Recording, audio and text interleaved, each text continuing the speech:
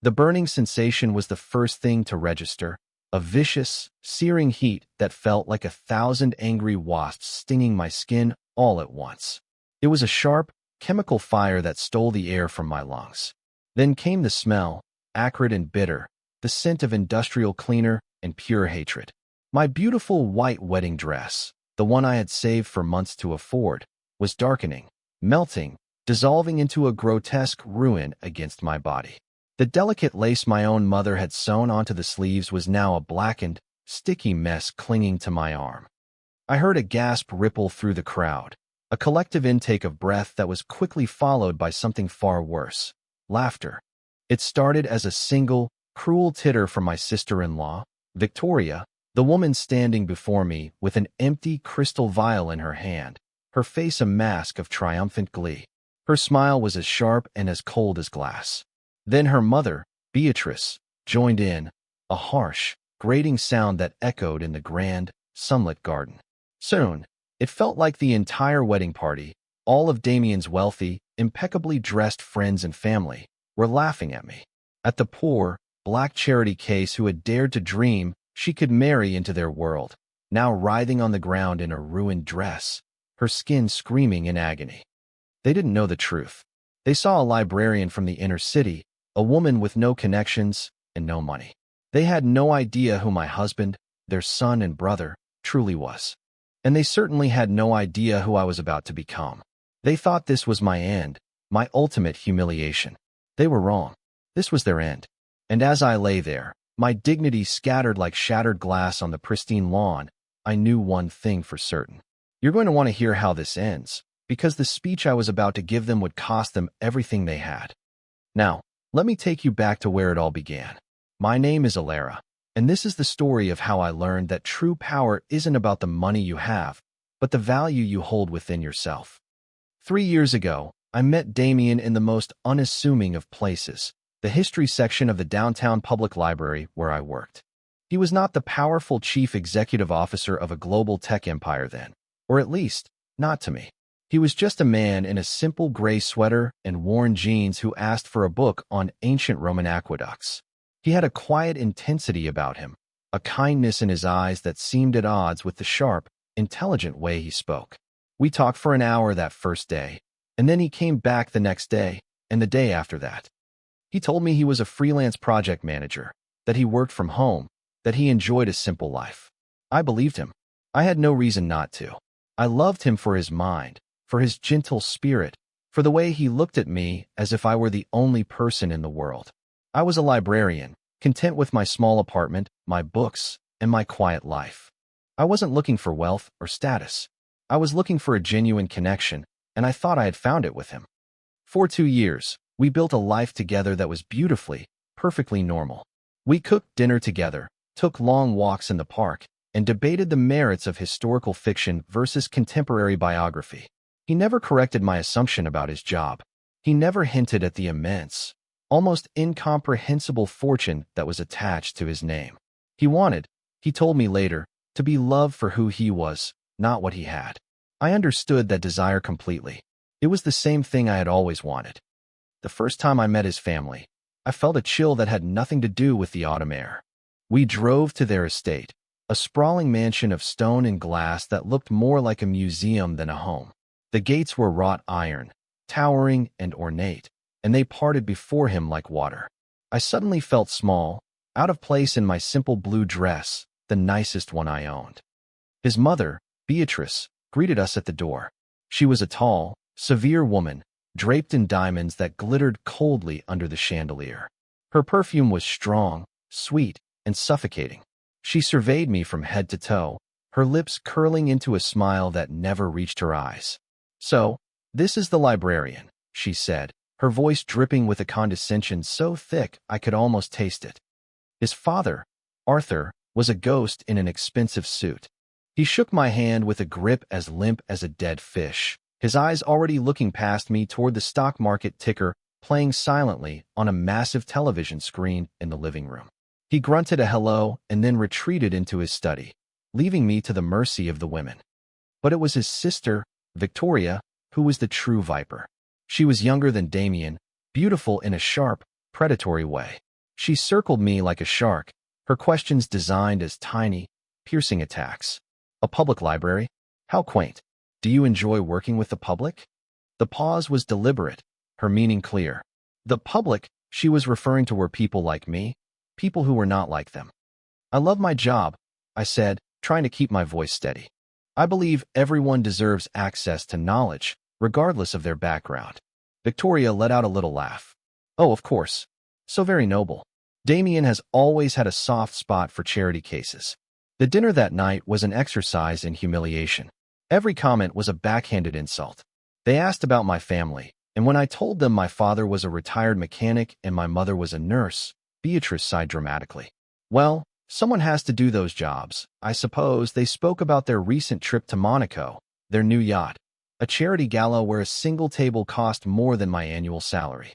It was all designed to make me feel insignificant, to remind me that I did not belong.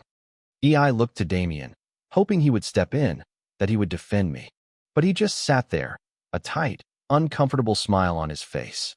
When I caught his eye, he gave a slight shake of his head, a silent plea for me to endure it. Later, on the drive home, he apologized. They're just protective of me, he explained, though it sounded weak even to his own ears. They don't know you yet. Just give them time. They'll come to love you as much as I do. I wanted to believe him. I loved him so much that I was willing to try. So I endured. I endured the holiday dinners where my gifts were set aside with polite, dismissive smiles. I endured the shopping trips where Victoria would hold up a dress and say, "Oh, you'd look lovely in this, but it's probably more than you make in a month, isn't it?" I endured Beatrice's constant critiques of my clothes, my hair, my manners. They were snakes in expensive clothes, and their venom was a slow-acting poison of doubt and insecurity. The worst part was Damien's passivity. He saw it happening. He heard the comments. But his fear of confrontation with his family was greater than his desire to protect my dignity. "Just try harder, Alara," he would say.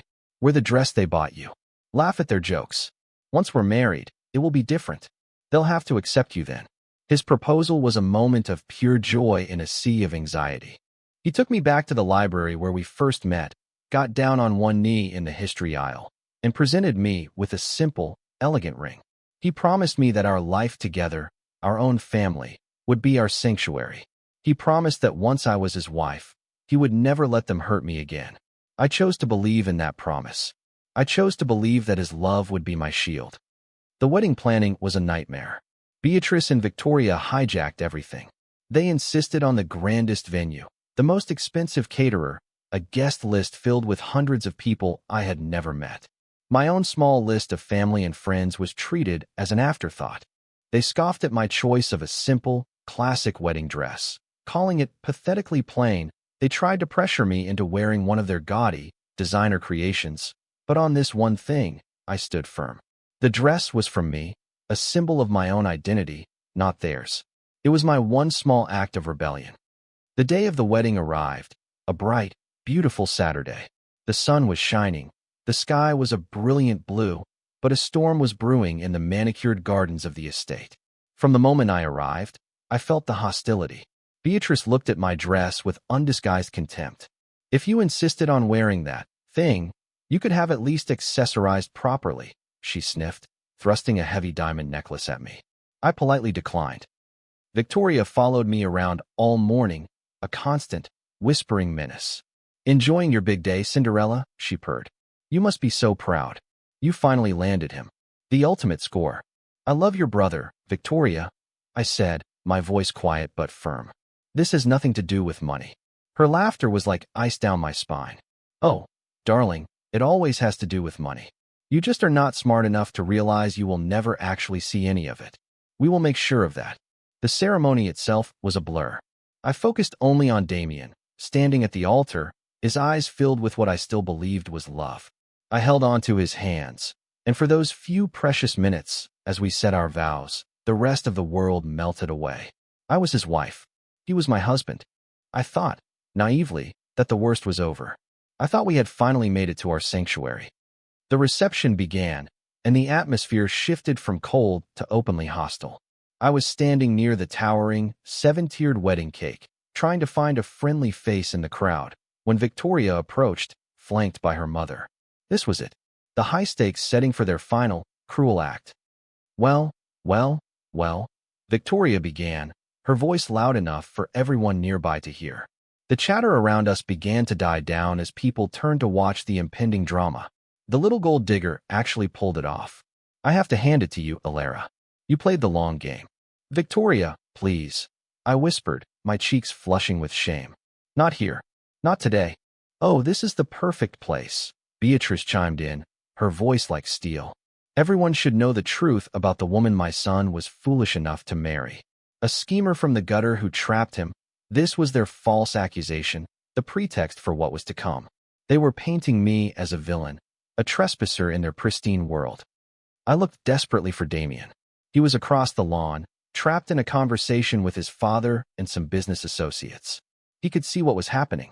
I saw his eyes flicker toward us, a look of panic on his face. But he did not move. He just stood there, paralyzed, a weak smile frozen on his lips as his family began to tear me apart in front of 100 guests. His ultimate betrayal had begun. You think you've won, don't you? Victoria sneered, stepping closer. She was holding a small, decorative crystal vial, one of the party favors from the tables. You think you're one of us now? You will never be one of us. You are nothing. A speck of dirt on a white silk dress. And then, she moved. Her arm came up, fast and deliberate. The verbal abuse escalated to physicality in a heartbeat. She uncorked the vial and flung its contents directly at me. The liquid hit my chest and shoulder, and the world dissolved into pain and chaos. My scream was raw, torn from the depths of my soul. I stumbled backward, clawing at my dress, at my skin, which felt like it was on fire. The fabric of my beautiful gown sizzled and smoked, turning a sickening brown and black. The pain was excruciating, a deep, gnawing burn that promised a permanent scar. I fell to my knees on the soft grass, my body trembling with shock and agony. The crowd that surrounded me was a wall of faces, a mixture of horror, morbid curiosity, and cruel amusement.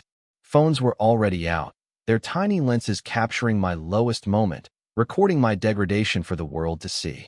Their laughter was the soundtrack to my nightmare. Through a haze of tears, I looked for my husband. My protector. He was standing there, his face pale, his eyes wide with a kind of terrified shock. He took a half-step forward, and then he stopped. He looked from me, on the ground, to his mother and sister, who were watching him with triumphant, challenging expressions. And he did nothing. He turned his back, just for a second, but it was a second that lasted an eternity. In that moment, he chose them. He chose their approval over my dignity, their comfort over my pain. The estate's security guards, men who answered to his family, were suddenly there. They grabbed my arms, their grips rough and impersonal. I was a problem to be removed. Get her out of here, Beatrice commanded, her voice ringing with absolute authority. They dragged me away. They pulled me across the perfect lawn, my ruined dress trailing behind me like a funeral shroud. They hauled me through the house, past stunned servants, and out the front door. They physically expelled me from the property, shoving me so hard I stumbled and fell onto the gravel driveway. The massive iron gates closed behind me with a final, deafening clang. I lay there on the sharp stones alone. My skin was on fire, my heart was shattered, and the sounds of laughter and music from the party were a distant, mocking echo. This was it, my breaking point. The hope I had clung to for so long was gone, incinerated by a vial of corrosive liquid and the cowardice of the man I loved. But as I pushed myself up, my hands scraped and bleeding, something inside me shifted. The part of me that had always been patient, that had always been willing to endure, died on that gravel driveway. In its place, a cold, hard anger began to form. They thought they had broken me. They had no idea they had just forged me into a weapon. My purse was still slung over my shoulder, a small miracle. My hands were shaking so violently I could barely open it. I pulled out my phone, my vision blurred by tears of pain and fury. I had one call to make, but it was not to the police. It was not to my mother. It was the call Damien had always told me to make in a true emergency, a number he had given me months ago and made me memorize. This is my assistant's direct line, he'd said. He can handle anything. I never understood what anything meant. I was about to find out. A man answered on the first ring. His voice was calm, professional. Mr. Sterling's office. This is Alara. I managed to choke out, my voice hoarse. There's been an incident. At the wedding. There was a brief pause. Are you safe, Madam Sterling? No, I whispered. They threw me out. Victoria, she threw something on me. It burns. The man's voice changed instantly. The professional calm was replaced by a controlled urgency. I understand. Stay exactly where you are. A medical team is being dispatched to your location. And Madam Sterling. Yes. Mr. Sterling is being informed. Help is on the way. He hung up. I did not call Damien. I did not need to. The system he had in place, the one I never knew the true scale of, was now in motion. I sat on the curb outside the gates of my own wedding, a bride in a ruined dress, and I waited. It did not take long. 5 minutes later, I heard a low thrumming sound in the distance. It grew louder, resolving into the unmistakable chop of helicopter blades. A sleek, black helicopter appeared over the treetops, circling the estate once before landing in a nearby field. At the same time, a procession of black sport utility vehicles, their tinted windows hiding whoever was inside, screeched to a halt at the front gate. The doors of the lead vehicle opened, and Damien stepped out. But it was not the Damien I knew. The soft, hesitant man was gone. In his place stood a figure of immense, terrifying power. His face was a mask of cold, controlled fury. His movements were sharp, decisive. He was flanked by men in dark suits with earpieces, his personal security detail that I never knew existed. He strode to the gate, and his voice boomed, amplified by some unseen speaker. Open this gate. Now, it was not a request. It was a command that expected and received immediate obedience. The iron gates swung open. He saw me then, huddled on the ground. The fury in his eyes softened for a fraction of a second, replaced by a look of profound pain and regret. He rushed to my side, shrugging off his suit jacket and draping it gently over my shoulders. Paramedics were already there, cutting away the ruined fabric of my dress, applying a cool, soothing gel to the angry red burns on my skin. Alara, Damien said, his voice low and guttural. I am so sorry. I froze. I was a coward. I will spend the rest of my life making this up to you. I swear it. I looked at him, at this stranger who was my husband. Show me, I whispered. Do not tell me. Show me. A grim understanding passed between us. He nodded once, a sharp, final gesture. He stood up and turned to face the party, which had now spilled out onto the lawn, drawn by the commotion of the helicopter and the motorcade. His family stood at the front, their faces a mixture of confusion and indignation. Damien's voice cut through the air, cold and absolute. The party is over. He walked toward them, his security team fanning out behind him. He parted the crowd of guests like the sea, his presence so commanding that no one dared stand in his way. He stopped directly in front of his mother, father, and sister. Which one of you? He began, his voice dangerously quiet, yet carrying to every corner of the lawn. Put your hands on my wife. Victoria, still arrogant, still believing she was untouchable, laughed. Oh, Damien, do not be so dramatic. The little tramp got what she deserved. She was making a scene. Damien's eyes narrowed into slits of ice. He did not raise his voice. He did not need to. He simply pulled out his phone and tapped the screen. A moment later, a massive projection screen, the one that had been set up to show a slideshow of the happy couple, flickered to life. But it was not our pictures on the screen. It was security footage. Crystal clear, high-definition footage from a hidden camera in the hallway of the house, recorded just that morning. It showed Victoria talking to one of the catering staff. I need the strongest cleaning solvent you have, she was saying. Something that will burn through fabric. I will pay you $5,000 to get it for me, and keep your mouth shut, the footage continued, showing the staff member handing her the vial. The audio was perfect. The conspiracy was laid bare for everyone to see. A wave of shocked murmurs swept through the crowd. Victoria's face went white.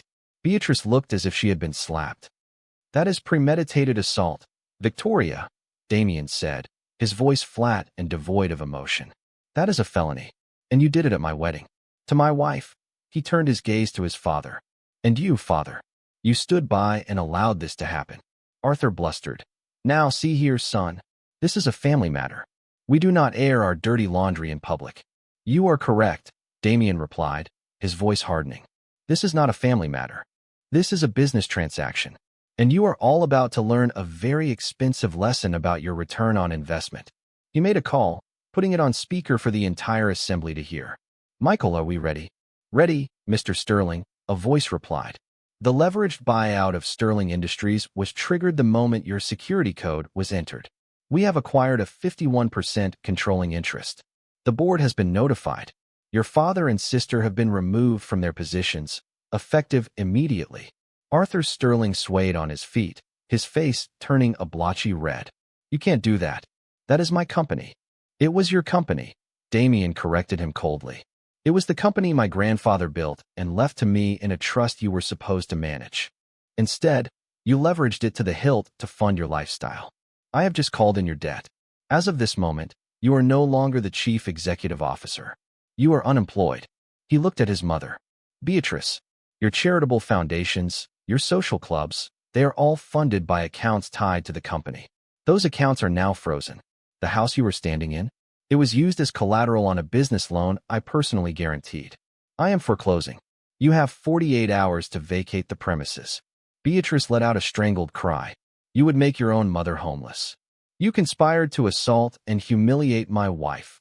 Damien shot back, his voice rising for the first time. You have no idea what I am willing to do. He saved his final, most devastating blow for Victoria. And you, Victoria, your trust fund, the one that pays for your cars, your clothes, your entire existence? Its charter has a morality clause. Committing a felony is a direct violation. I have already spoken to the bank. Your access has been permanently revoked. Every asset you own has been seized. And the 2 police officers standing behind you are here to take you into custody.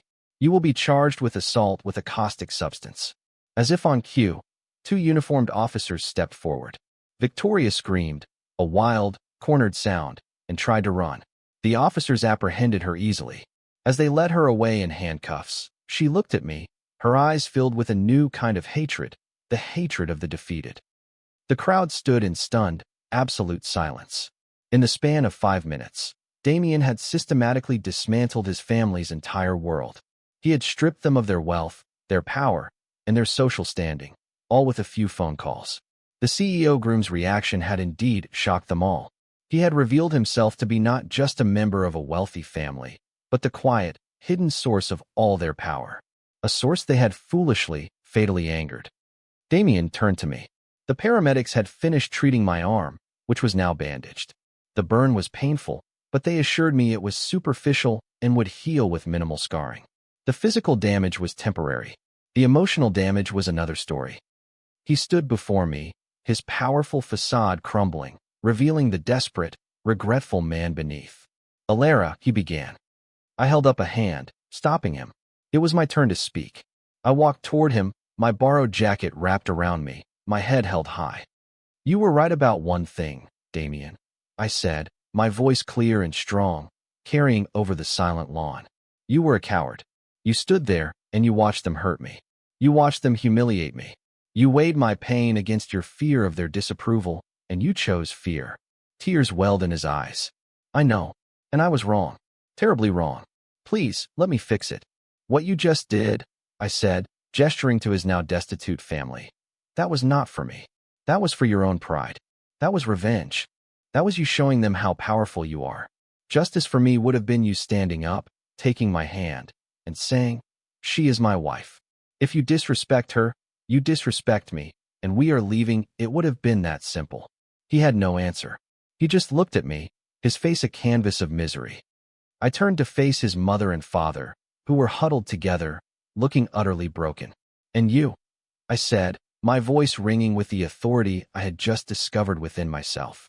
You were so obsessed with my bank account that you never bothered to check my character. You judged me for not having money, but you are the ones who are truly poor. You are bankrupt in kindness, in decency, in love. You have nothing of value. I took a deep breath. This marriage is over, I said, looking back at Damien. His face crumpled. Not because of them, but because of you. You failed the most important test. You showed me that when it matters most, you will not be there to protect my heart.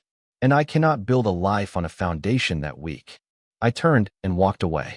I walked past the silent, gaping guests. I walked through the iron gates that were now standing wide open. I did not look back.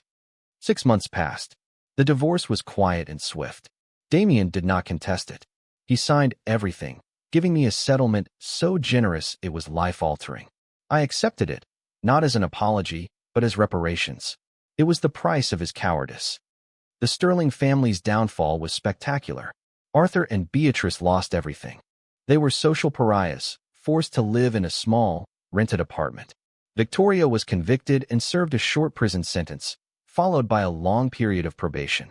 They were ghosts of their former selves, a cautionary tale whispered at the galas they could no longer attend. I used the settlement money to start a new life. I founded a non-profit organization, the Alara Foundation, dedicated to providing legal aid, counseling, and support for victims of domestic and emotional abuse, particularly for women of color who are so often dismissed and disbelieved.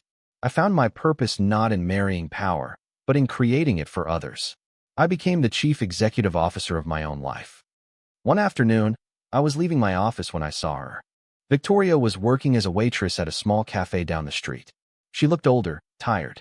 The expensive clothes were gone, replaced by a cheap, ill-fitting uniform. Her hair was limp, her nails were unmanicured. When she saw me, her eyes filled with fear and then shame. I could have walked past. I could have savored the moment, the perfect, cinematic revenge. But the anger inside me had long since cooled, leaving behind a quiet sense of peace. I walked into the cafe and sat at one of her tables. She approached cautiously, her notepad trembling in her hand. "What can I get for you?" she mumbled, refusing to meet my eyes. "I forgive you, Victoria," I said softly. Her head snapped up, her eyes wide with disbelief. "What? I forgive you," I repeated. "Not for you. For me. I cannot build my future while carrying the weight of your hatred. What you did was monstrous, but holding on to that poison only hurts me. I am letting it go." Tears streamed down her face. "I am so sorry," she whispered, the first genuine words I had ever heard her speak. "I was so jealous. You had a light in you that I wanted to put out because I could not find it in myself." I left a $100 tip for a cup of coffee and walked out into the sunshine, feeling lighter than I had in years. My real revenge was not their ruin. My real revenge was my success. It was my happiness. It was the fact that I thrived, not in spite of what they did to me, but because of it. They showed me my own strength by testing it to its absolute limit. They taught me a valuable lesson. People can only make you feel as small as you allow them to. Your worth is not determined by your bank account, your job title, or the family you marry into. It is an unshakable truth that lives inside you. You are enough, exactly as you are, and no amount of money, or hatred, or even acid can ever burn that away.